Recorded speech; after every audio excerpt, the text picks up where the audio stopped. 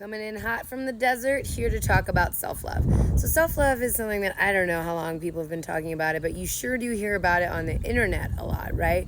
We're supposed to have it. We're supposed to have it before we try to get into relationships.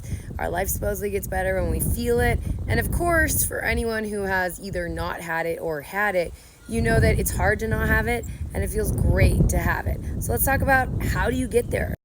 Maybe we'll start with how you don't. It's not about just like affirming yourself, saying affirmations in the mirror or trying to flip everything to a positive.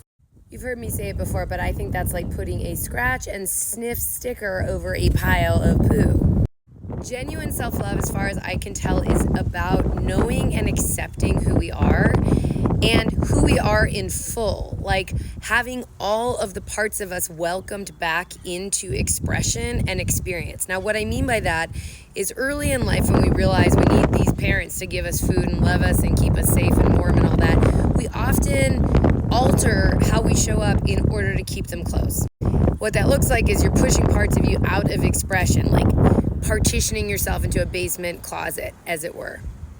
So you're never going to really feel lovable if some of your most essential and sensitive and tender parts are locked up because your dad was mean to you about it, or the kids at school were, or whatever. And in the beginning, you can say, well, it was my parents or maybe my siblings or kids. But at this point, by the time you're on TikTok learning about healing or Instagram, it is you. You do it to yourself, you do. And that's what really hurts, as Radiohead says.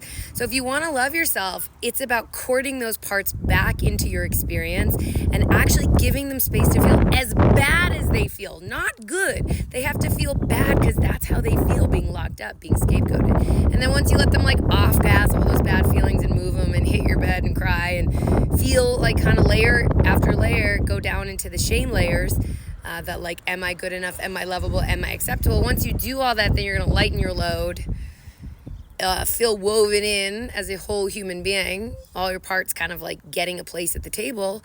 And those parts that you brought back on, they're going to be quirky, sensitive, unique. Those are the parts where your gifts are. The part of you that's stuck out in your family or in childhood, that's where you're like coolest. So as you come back together and you get brave enough to be who you really are, and you then drop that like 3-decade or 2-decade or 5-decade pile of emotional shit you've been carrying, shit gets pretty good. And I think that's what self-love is. So if you don't know how to do that, don't worry. Everything I do is about teaching you how to do that, the various parts, the part integration, the emotional release. And my book, which is live on pre-order right now, is all about that too. And it will be live in your hands on October 15th. But anyway, don't worry about it. But, you know, self-love is worth going for.